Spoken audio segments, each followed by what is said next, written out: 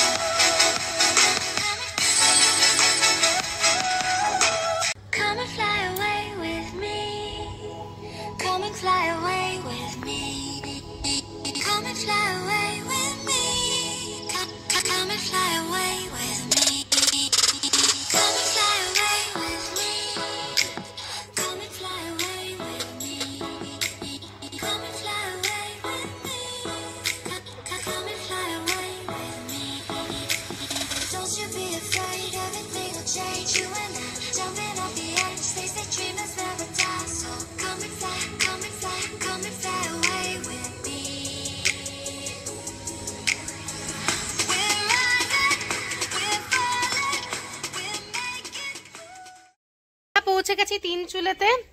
এখানে নাকি একদম ধ্যান দিয়ে দেখলে নাকি তিনটে চুলার মতন লাগবে, তাই জন্য জায়গাটার নাম তিন চুলে। তবে জায়গাটা দেখতে খুব সুন্দর, নিচটার মানে সিনিক বিউটি খুব সুন্দর, তোমাদেরকেও দেখাচ্ছি। চলো আমার সাথে আমিও দেখি, আমার নজরের দিই, তোমরাও দেখো। তিন চুলে, তিন কথার মানে তো আমরা সবাই জানি 3, আর চুলে মানে হচ্ছে ওভেন। যদি কুয়াশা না থাকতো তাহলে দূরের পাহাড়গুলোতে তিনটে হিল প্রমিনেন্ট দেখতে পাওয়া যেত, সেইগুলোকে দেখে মনে হতো ওভেনের মতন, তাই জন্য জায়গাটার নাম হয়েছে তিন চুলে।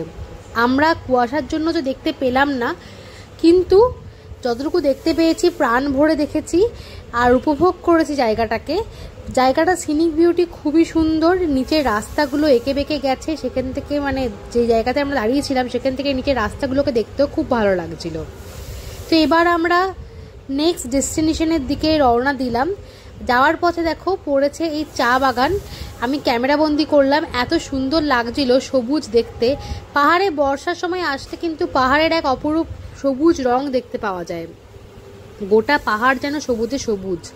তো এটা আমরা খুব উপভোগ করলাম। তো পরের ডেস্টিনেশন আমাদের লামাহাটা। আমরা চলে এসেছি লামাহাটাতে, বৃষ্টি পড়ছে এখানে, লামাহাটাতে চলে এসেছি। সোনাকে রেনকোট পরিয়ে দিয়েছি, একটু একটু বৃষ্টি পড়ছে তার জন্য। দারুণ পাইন ফরেস্ট, তো আমিও দেখছি, তোমাদেরকে দেখাবো। দারুণ লাগছে, কিন্তু বৃষ্টিটা পড়ছে বলে একটু ওয়েদারটা কিরকম হয়ে গেছে, বাট তাও ভালো লাগছে। পাহাড়ের সব রূপই ভালো।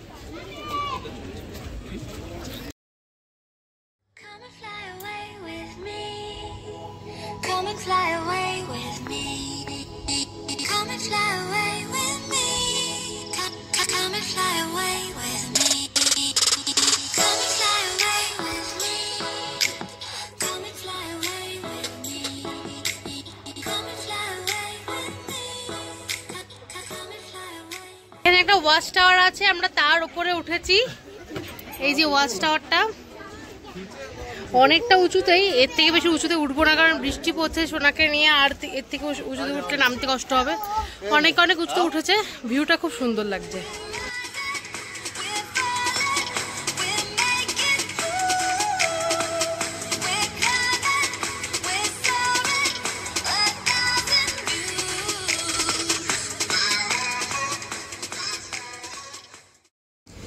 তো সাইট সিন সেরে আমরা পৌঁছে গেছি দার্জিলিং।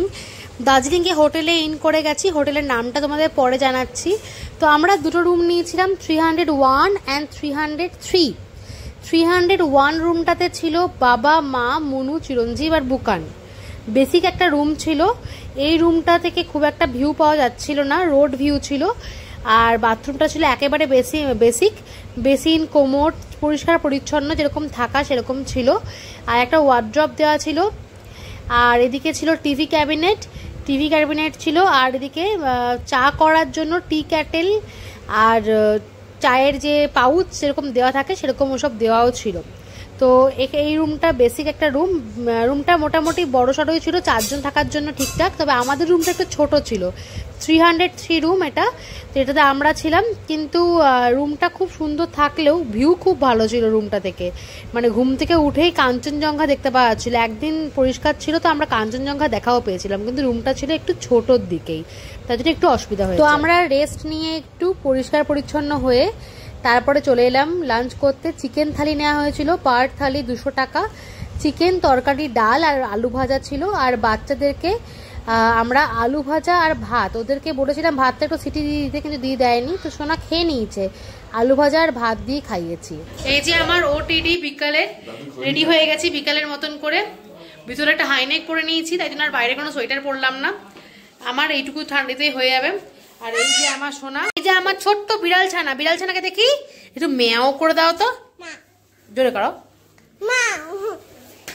তা আমরা রেডি হয়ে গেছি, হচ্ছে আমরা বেরিয়ে যাচ্ছি মেলের জন্য। মেলে আমরা আড্ডা মারবো, মা আম্মা আর আমার মা, দুই মা আর আম্মা বেরালো না, ওরা রেস্ট করবে। আমি বাবা আর অর্ক আর সোনা যাচ্ছি মেলে, আর বোন আর চিরঞ্জীব আর বুকান আগেই চলে গেছে।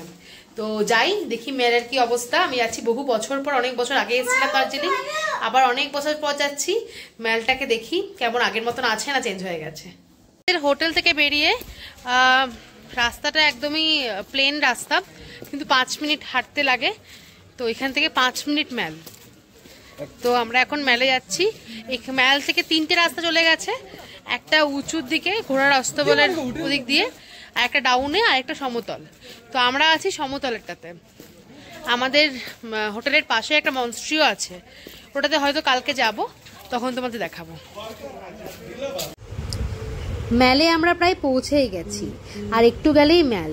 কিন্তু পৌঁছানোর আগেই দেখতে পেলাম মেলের অনেকটা আগে থেকে শুরু হয়ে গেছে দুপাশ দিয়ে সারি সারি দোকান, জামা কাপড়ের দোকান, সোয়েটারের দোকান, আর তাছাড়া খাওয়ার দোকান। প্রচুর মানুষ খাচ্ছে, শপিং করছে। আমরা শপিং করার জন্য অন্য একটা দিন রেখেছি বলে আজকে কিছুই কিনবো না, আজকে শুধু দেখবো।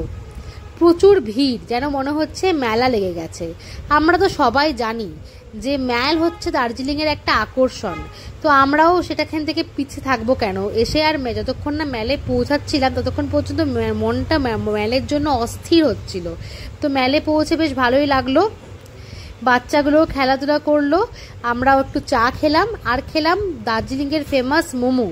সবাই জানি দার্জিলিংয়ের মোমোটা খেতে দারুণ, যেখানেই খায় না কেন দার্জিলিং মোমোর কোনো তুলনা হয় না। তো সত্যিই টেস্টটা ওরকমই আছে, আজ থেকে 12 বছর আগে যখন খেয়েছিলাম তখন যেমন ছিল এখনও টেস্ট ওরকমই আছে। তো খুব ভালো লাগলো। তো মেলে ঘোরার পর আমরা গেলাম হোটেলে। সকাল থেকে বেরিয়েছি, তাই জন্য ছিলাম খুব ক্লান্ত, খাওয়া দাওয়া করে রেস্ট নিলাম।